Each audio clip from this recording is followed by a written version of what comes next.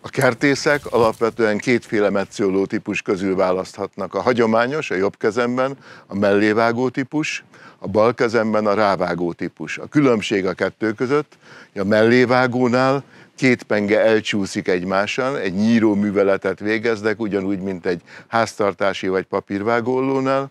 A rávágós típusnál egy nagyon éles, egyetlen penge ráütődik egy üllőre, és így vágja el az ágat. Nézzük, hogy mi az előnye, hátránya, mi a működési különbség a kétféle ollótípus között. A kezemben egy teljesen hagyományos mellévágós típus van, tehát a két penge egymáson csúszik.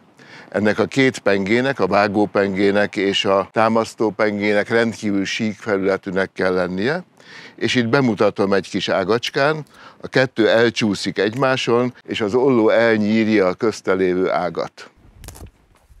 Az előnye az, hogy nagyon precízen lehet vele vágni, rendkívül tartós az olló, nincs benne ütközés, illetve az ütközés az csak az én kezemnek az ütközését könnyíti, tehát mindig van benne egy puffer, vagy legalábbis a jobb típusokban van egy kis műanyag vagy gumipuffer, hogy a végén az olló ne rázza meg a csuklómat.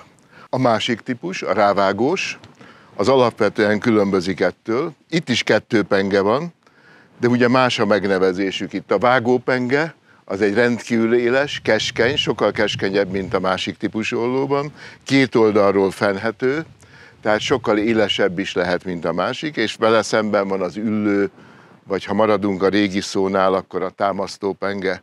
Ez az üllő, ez vagy valamilyen réz, vagy alumínium ötvözet, vagy műanyag, és a kés rávág erre az üllőre, és közben átvágja az ágat. Mutatom ugyanezen az ágacskán, befogom az ágat, és átvágom, felütközik az üllőre, csattan. Ezt a csattanást sajnos nem lehet elkerülni, és nem is maga a hang a rossz benne, hanem az, hogy megrázza a csuklómat. Folyamatos napi munkánál, 1,5-2 centis ágaknál ez nagyon nagy megterhelést jelentene a csuklómnak.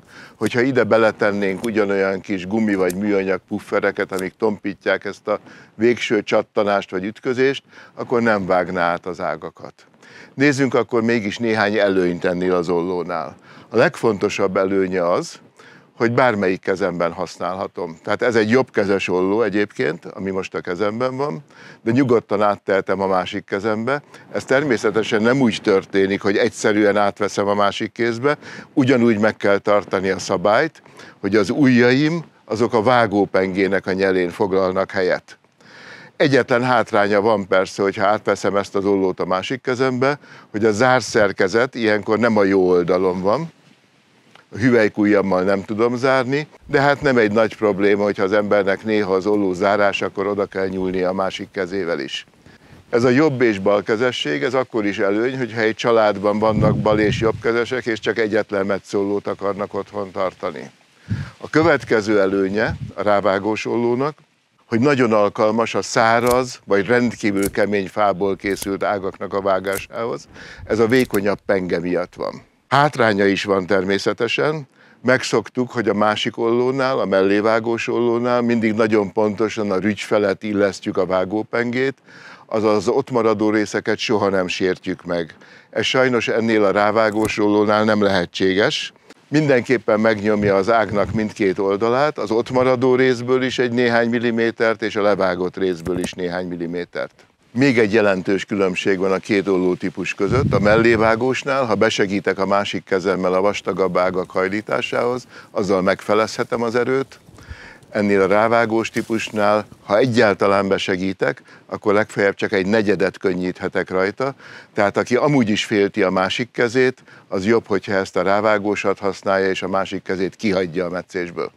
Összefoglalóan azt mondom, hogy aki naponta több órán át precíz munkát akar végezni, az válassza a hagyományos mellévágós típust, és aki sok száraz ágat vág, naponta csak 1-2 órát maximum, például rózsametszéssel foglalkozik, nem zavarják a csonkok, ő nyugodtan választhatja a rávágós típusú ollót.